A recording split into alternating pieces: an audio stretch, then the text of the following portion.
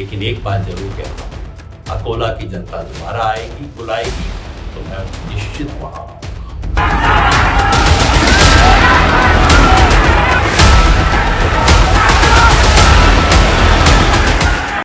महाराष्ट्र में नेताजी पर हमला, सभा में ऐसा क्या बोल गए माननीय। महाराष्ट्र में कार्यकर्ताओं का गजब का हंगामा। महाराष्ट्र में विधानसभा चुनाव का शंखनाद हो चुका है। ऐसे में सामाजिक कार्यकर्ता और स्वराज इंडिया पार्टी के संस्थापक योगेंद्र यादव अपने लिए राजनीतिक जमीन तलाशने महाराष्ट्र पहुंच गए, लेकिन उनका राजनीति में आना कुछ लोगों को शायद पसंद नहीं आया। योगेंद्र यादव महाराष्ट्र के अकोला में एक चुनावी सभा को संबोधित कर रहे थे, तभी कुछ लोग वहां पहुंचकर उनकी सभा में हंगामा करने लगे और धक्का मुक्की करने लगे। दरअसल ये लोग भीमराव अंबेडकर के पोते प्रकाश अंबेडकर की अगुवाई में बनी पार्टी VMA यानी वंचित बहुजन अखाड़ी के कार्यकर्ता थे, जिन्होंने योगेंद्र के खिलाफ मोर्चा खोल दिया। योगेंद्र यादव अपने भारत जोड़ो अभियान के तहत अकोला पहुंचे थे और एक सभा को संबोधित कर रहे थे। इस बीच वहां VBA कार्यकर्ता पहुंच गए, हंगामा करने लगे। इस दौरान ये कार्यकर्ता मंच तक पर चढ़ गए और माइक सहित दूसरी तमाम वहां पर जो भी चीजें थी उन्हें तोड़ने और फोड़ने लगे, कुर्सियां फेंकने लगे, जिससे कार्यक्रम में अराजकता फैल गई। पूरा सभागार जवाब दो के नारों से गूंज उठा। पुलिस और योगेंद्र यादव के समर्थकों ने बड़ी मुश्किल से VBA कार्यकर्ताओं को मंच पर चढ़ने से रोका, लेकिन इस बवाल की वजह से योगेंद्र यादव को अपना भाषण बीच में ही रोकना पड़ गया। वहां हालात इतनी ज्यादा बिगड़ गए कि योगेंद्र यादव को प्रदर्शनकारियों की भीड़ से बाहर निकालना भी मुश्किल हो रहा था। पुलिसकर्मियों और समर्थकों ने सुरक्षा घेरा बनाकर उन्हें वहां से बाहर निकाला।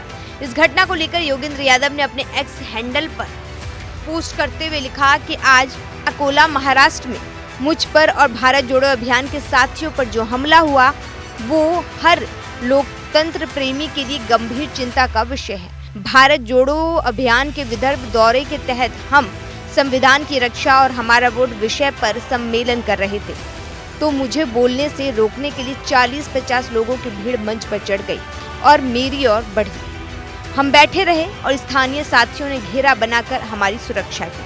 पुलिस के आने पर हुड़दंगाइयों ने आक्रमण और तोड़फोड़ जारी रखा। सभा भी समाप्त हो गई।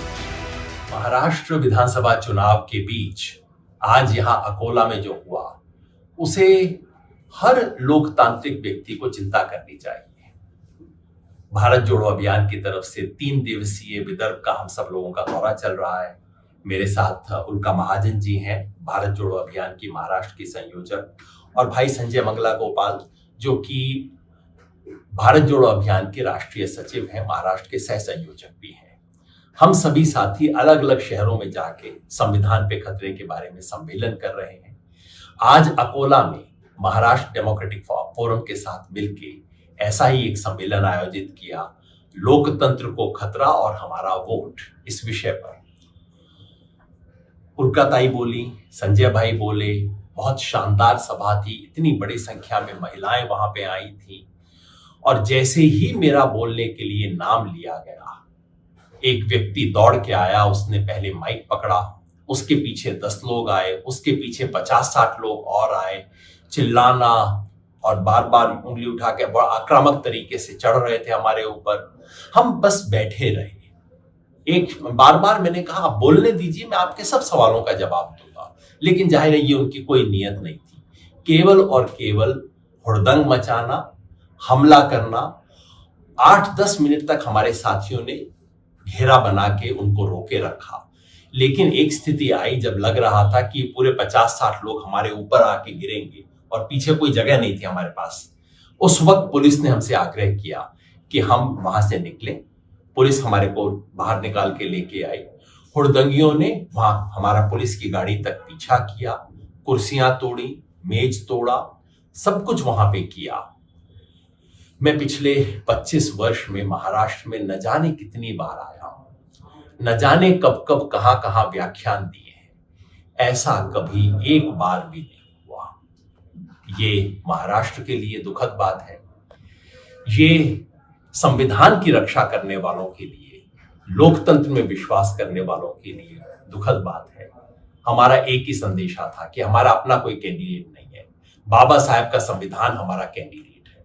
इस संदेश को लेके आने वालों के साथ ऐसा बर्ताव होना, ये लोकतंत्र में विश्वास करने वाले सब लोगों के लिए चिंता की बात है।